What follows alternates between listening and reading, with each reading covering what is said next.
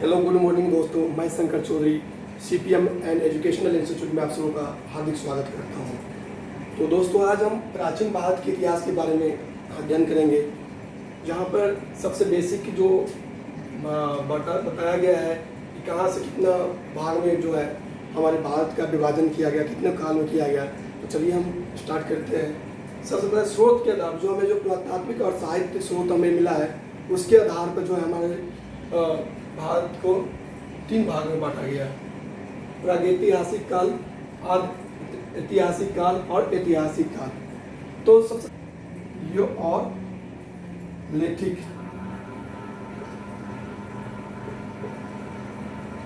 पाषाण, पैलियो का मतलब होता है पुराना, इसका मतलब हुआ पुराना।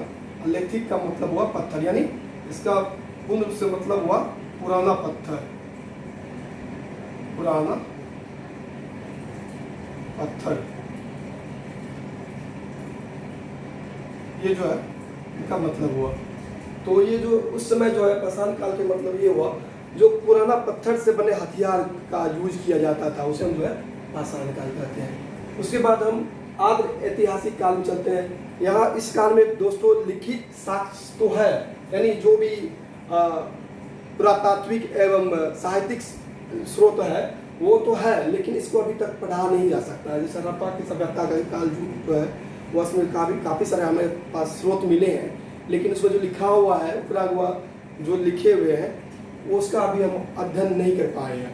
तो हमारा जो मेन ऐतिहासिक तीसरा जो है ऐतिहासिक काल से जो है इतिहास का वर्णन शुरू होता है, जिसमें लिखित साक्ष्य भी है, जिसमें पुरातात्विक और साहित्यिक स्रोत भी है जिन्हें पढ़ा जाता है। और ये जो है हमारे वैदिक काल से शुरुआत होती है और उसके आगे के काल से जो है अभी तक उसका अध्ययन हमारे पास जो प्रमाण है। तो अभी चलते हैं दोस्तों। सबसे पहले हम जानते हैं प्रागैतिहासिक काल के बारे में।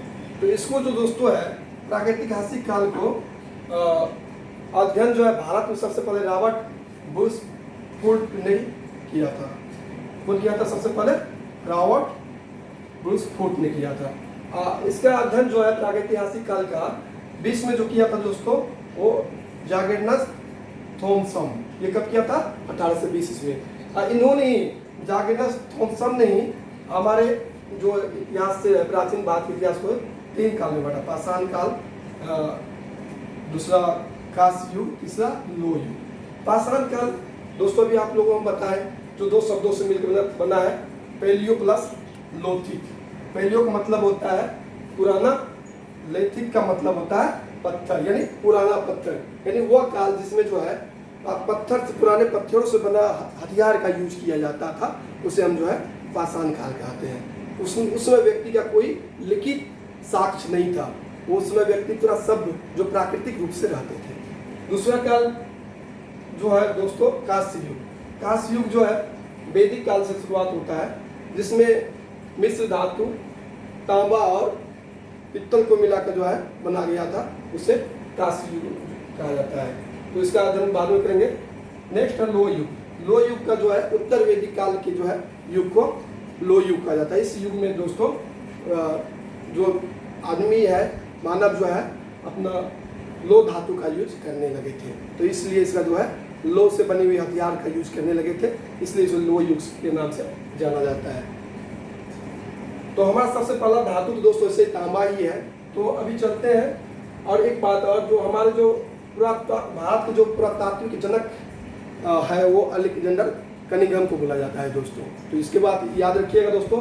अभी हम चलते हैं प्रागैतिहासिक काल के भाषा एवं कला क्या था। तो प्रागैतिहासिक काल के 40,000 BC से लेकर के 35,000 BC के बीच में जो है ये काल जो भाषा और कला का विकास हो गया था। BC का मतलब बिफोर क्राइस्ट, तो यानी जो ईसा मसीह के पूर्व के जो ईस्वी थे, जन्म के, ईसा मसीह के जन्म के पूर्व जो ईस्वी थे, हम जिसे BC में बोलते हैं। तो इस समय जो है सबसे पहले जो बोलने वाले मनुष्य थे वो तो होमो हेविलियस। कौन थे दोस्तों? होमो हेविलियस, जो सबसे पहले बोलने लगे थे। और इस समय जो हमको चित्रकला होता था वो कला था शैल चित्रकला। शैल चित्रकला वो कला होता है दोस्तों जो हम अभी जो अपने दीवारों पर, घर में जो एक प्राकृतिक रूपों में जो है प्राकृतिक जैसे चीज़ कोई जानवर या कोई पेड़ पौधे का चित्र बनाते हैं उसे जो है शैल चित्रकला कहते हैं। आजकल भी आप देखते होंगे जो घर की सजावट के, आप थोड़ा पीछे जाइए और गांव में जाइए, बहुत जगह आपको मिलेगा जो हाथ से बनाया हुआ चित्रकला, जो शैल चित्रकला उसे बोला जाता है दोस्तों। तो इसका सबसे बड़ा उदाहरण है जो भीमबेटका। क्या दोस्तों? भीमबेटका। ये जो है दोस्तों नर्मदा नदी का जो है कहाँ, एमपी में नर्मदा नदी के तट पे है भीमबेटका, जहाँ से जो है काफ़ी सारे एक्सेस मिला है। और ये हमारे जो है प्राकृतिक हास्य काल के यानी पाषाण युग का जो है ये सबसे जो है पुराना स्थल कहा जाता है। यहाँ पर दोस्तों मिला है जो एक चित्रकला का जो है साक्ष्य मिला है। तो इसलिए इसका जो है पूरा एकदम सटीक उदाहरण है दोस्तों जो मिले। चलिए इसके आगे हम देखते हैं जो पाषाण काल के बारे में हम अभी पढ़ेंगे। तो पाषाण काल को भी हम दोस्तों 3 भाग में बांटे हैं। तो कौन सा भाग है तो दोस्तों अभी देखते हैं।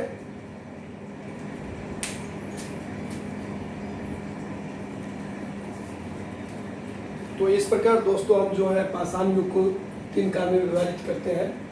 पहला पूरा पाषाण काल, दूसरा मध्य पाषाण काल, तीसरा नव पाषाण काल।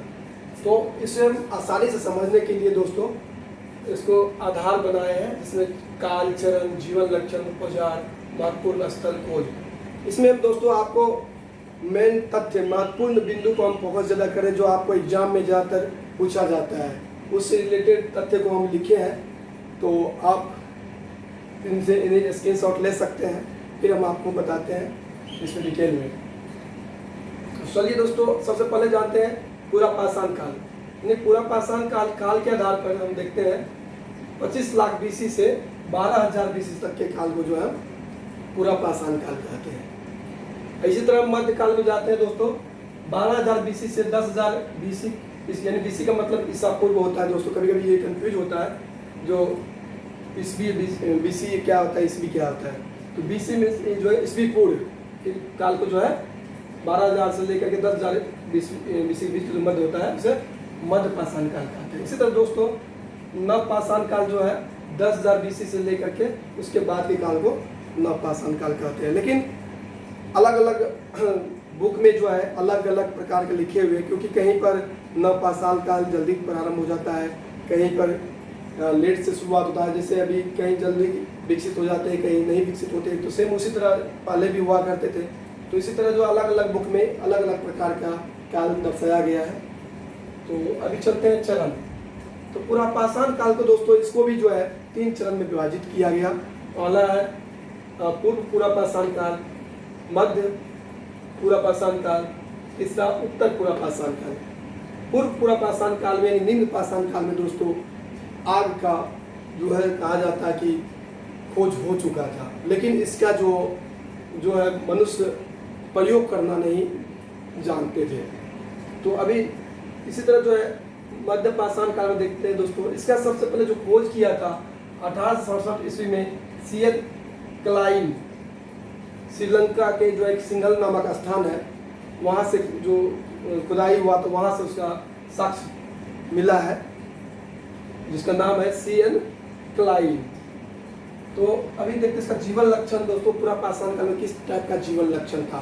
तो पूरा पाषाण काल में लोग जो आकृतक यानी शिकार करते थे, वो कंदमूल फल खाते थे और खाद्य संग्रह थे। जहाँ भी खाद्य मिला बहुत रहा, वहाँ पर जिस सीजनेबल जगह पर रहे, वहाँ पर कोई फ्रूट मिला तो उसको फल खा लिए, फिर वहाँ खत्म हो गए तो वहाँ से एक शिकार कर खत्म हो गया, फल खत्म हो गया तो कहीं और चले गए, यानी एक जगह स्थिर होकर के मानव नहीं रहते थे। और एक बात और है दोस्तों, उस समय जो है मानव जो थे फल का सिर्फ संग्राहक थे, यानी उत्पादक नहीं थे, सिर्फ संग्रह करते थे, यानी जो खाते थे उत्पादन नहीं करते थे। तो इसी और जो इसका जो है ये घुमक्कर थे, घूम घूम कर जो है चलते रहते थे, कभी यहाँ कभी वहाँ, खानाबदोश जिंदगी जीते थे। कोई भी निवास स्थान नहीं था और कृषि का कोई ज्ञान नहीं था, पशुपालन का कोई भी किसी भी प्रकार का ज्ञान नहीं था। तो अब इससे जो मध्य पाषाण काल में जो है दोस्तों, इस समय भी उसका जीवन आखिर तक के रूप में ही था, यानी शिकारी कर ही खाते थे और घुमक्कर थे, यानी ऐसे खानाबदोश जिंदगी जीते थे, कभी भी एक स्थान पर रहना प्रारंभ नहीं किया था। और यहाँ से एक महत्वपूर्ण बात ये हुआ दोस्तों कि पशुपालन की शुरुआत यहाँ से होता है, मध्य पुरा पाषाण काल से, यहीं से जो है पशुपालन का शुरुआत कहा जाता है। यहाँ पर सबसे पहले जो जानवर था उसको जो है कुत्ता को पालतू बनाया था मनुष्य ने, उसके बाद जो है नव पाषाण काल में आए थे, वहाँ पे भेड़ बकरी गाय को जो है पालतू बनाया गया था। तो अभी इसी तरह नव पाषाण काल में चलते हैं दोस्तों, यहाँ पर जो है पशुपालन के व्यवस्थित रूप की शुरुआत हो जाता है दोस्तों। यहाँ पर जो व्यक्ति जो है मनुष्य जो है यानी पशुपालन करने लगे थे, बकरी भेड़ बकरी ये सब जो है, कुत्ता तो सबसे पहला था, उसके बाद भेड़ बकरी, इसके साथ साथ गाय भी पशुपालन करने लगे थे। और यहाँ से जो है मनुष्य जो है अस्थायी जीवन की ओर अग्रसर यानी निवास चलने शुरू हो गए, एक जगह पर रहने लगे, घुमक्कर की ओर जो नहीं थी अब जो है खाद्य संग्राहक न होकर के खाद्य उत्पादक भी हो गए। यहाँ से जो है बीज बोने लगे, बीज बोने का ज्ञान जो है उसको हो गया था, एक जगह खेती करना प्रारंभ कर दिए थे, पौधा लगाना शुरू कर दिए थे। इस तरह उसके पौधा के रक्षा के लिए जो है यहाँ पर आग का बखूबी रूप से जो है उपयोग भी करने लगे थे, और अपने रक्षा के लिए, स्वयं की रक्षा के लिए भी यहाँ पे मनुष्य जो है में भाषा का लगभग विकास हो गया था। और इस तरह जो है अभी चलते हैं औजार। सबसे पहले पूरा पाषाण काल में देखते हैं दोस्तों, इसमें पत्थर लकड़ी हड्डियों के मुख्यतः जो औजार बने हुए थे, जो पुराना पत्थर होते थे, लकड़ी होते थे, और हड्डी जो जंगली जानवर की जो मजबूत हड्डी होती थी, उसको नुकीला प्रकार का हड्डी होते थे, उसको जो है भाले बर्छी के रूप में प्रयोग करते थे। और इसका जो है दो तरह से औजार बनाया जाता था, तो दबाग स्थल यानी किसी भी हाथी जो दो औजार आता था, हड्डी को उसको दबा करके से शक्ल बनाया जाता था, जैसे हथौड़ा का शक्ल दिया जाता था। उसके बाद आपस में दो औजार को टकरा करके जो है शक्ल दिया जाता था, जैसे दो पत्थर ले लिए और उसको तब तक मारते रहते थे एक दूसरे पत्थर से, तब तक उसका एक शक्ल की ओर न हो जाए, यानी भोला भाला बर्छी इस तरह से उसका निर्माण किया करता था, यानी बड़ा बड़ा जो है औजार हुआ करते थे। और दोस्तों इसमें ब्लेड आदि होते थे। और उसी तरह जो है मध्य पूरा पाषाण काल में जो है, मध्य पाषाण काल में दोस्तों ये जो है हथियार जो है सूक्ष्म यानी माइक्रो लिथ जो की ओर होने लगा, यानी छोटा होने लगा, यानी इस समय हथियार का जो है आकार छोटा होने लगा। और मनुष्य जो है इस समय हथियार का तीर कमान का भी प्रयोग करना प्रारंभ शुरू कर दिया था। इसी तरह जो है हथियार जो है दोस्तों नव पाषाण काल में स्लेट यानी हड्डियों के साथ साथ जो है पत्थरों को मिक्स करके बनाया जाता था। और ये हथियार उससे भी मध्य पाषाण काल से भी छोटा हुआ करते थे। और इससे जैसे चिड़िया का जो शिकार करना, छोटे छोटे जानवर का भी शिकार करना मनुष्य सीख लिए थे। और सबसे पहले जो अपनी आत्मरक्षा के लिए जो, क्योंकि अगर समाज एक जगह रहते तो जंगली जानवर से बचने के लिए जो भी यहाँ पर तरह तरह का हथियार जो है बना लिए थे मनुष्य। अब चलते हैं जो जहाँ से अक्सर महत्वपूर्ण प्रश्न पूछे जाते हैं दोस्तों, जो वो मेन आपको स्थल है, महत्वपूर्ण स्थल, जैसे भीमबेटका, ये जो नर्मदा नदी के किनारे जो है मध्य प्रदेश में मिला है। यहाँ पर जो है एक गुफा है, ये इसमें प्राकृतिक यानी शैल चित्रकला मिला है दोस्तों।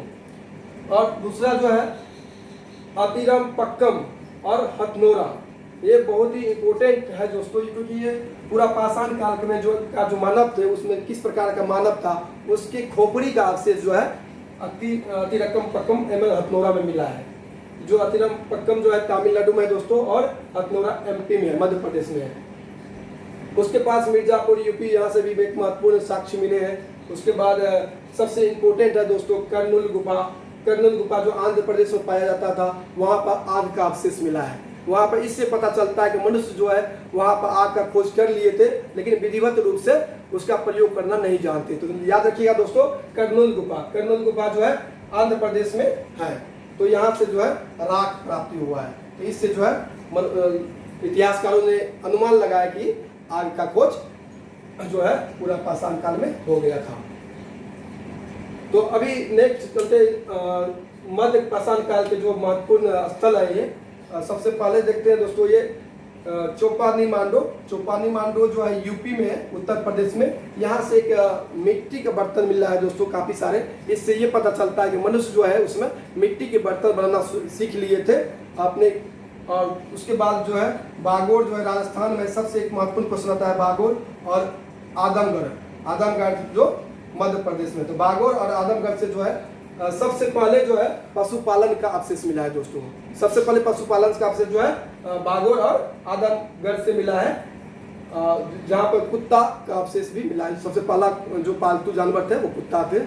उसके बाद जो है एक महत्वपूर्ण स्थल और है दोस्तों, सराय नहरा जो यूपी में पड़ता है, वहाँ से भी कुछ महत्वपूर्ण अवशेष मिला है। अब नेक्स्ट चलते हैं दोस्तों, नवपाषाण काल के जो है महत्वपूर्ण स्थल क्या है। तो सबसे पहले इसके अंदर महत्वपूर्ण स्थल है दोस्तों बरझोंग जो है जम्मू कश्मीर में पाया जाता है, कश्मीर में, जहाँ पर गर्तवास जिसके यानी मिट्टी के नीचे घर बना कर आते थे मनुष्य जो है नवपाषाण काल के मानव। और इस तरह घर बना करके वहाँ पर घर के अंदर भी और घर के बाहर भी जो है आग जलाने का कुंड मिला है। और एक और महत्वपूर्ण बात है दोस्तों, यहाँ पे एक कब में ये साबित मिला कि मानव के साथ जो है कुत्ता का भी अवशेष मिला है। कहाँ पर? बरझोंग में। और यहाँ पर गर्तवास हुआ करता था, यानी मिट्टी के नीचे गड्ढा खोद कर मनुष्य घर बनाकर रहते थे। दूसरा जो है गुफा कराल, ये भी JNK में है, वहाँ से भी जो है जौ और कुछ दलहन का फसले का अवशेष मिला है। उसके बाद चिराग जो है, ये भी बहुत इंपॉर्टेंट है दोस्तों। चिराग ये बिहार में पड़ता है, जो नवपाषाण काल के महत्वपूर्ण स्थल है। यहाँ से गेहूं और चने का अवशेष जो है प्राप्त हुआ है बिहार में। उसके बाद कोल्डी हवा जो यूपी में है दोस्तों, एक महत्वपूर्ण स्थल यूपी में, इसका भी जो है चावल का खोज यहाँ से प्राप्त हुआ है। दूसरा मेहरगढ़, ये पाकिस्तान में है दोस्तों। पाकिस्तान पहले इंडिया में था, जो है विभाजन के बाद मेहरगढ़ पाकिस्तान में चला गया। यहाँ से जो है खरल, यहाँ से एक मनुष्य के अवशेष के साथ जो है बकरी का भी अवशेष मिला है मेहरगढ़ से। और दूसरा जो दोस्तों दो जली जो ये आसाम का है, ये बहुत ही इम्पोर्टेंट है, इसको थोड़ा याद रखिएगा। दो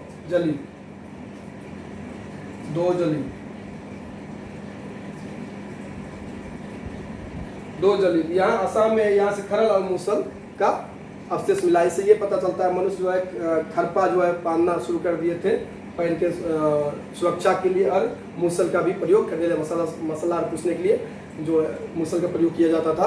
इससे ये पता चलता है मनुष्य जो है व्यवस्थित रूप में अग्रसर हो गए थे, व्यवस्थित समाज में रहना शुरू कर दिए थे। तो और महत्वपूर्ण खोज देखते हैं दोस्तों।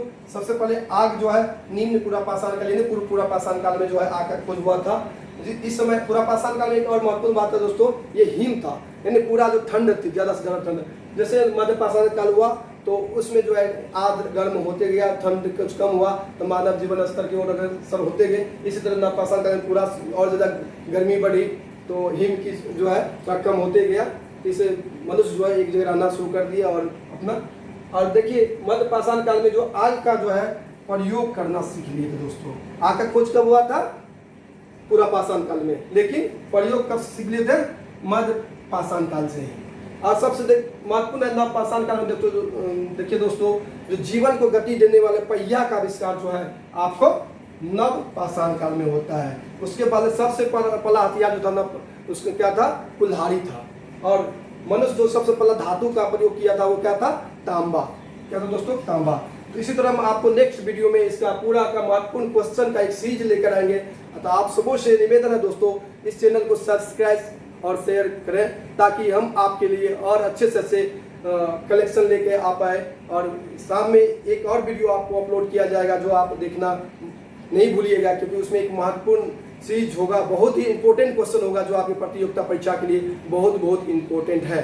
तो नमस्कार दोस्तों, जय हिंद।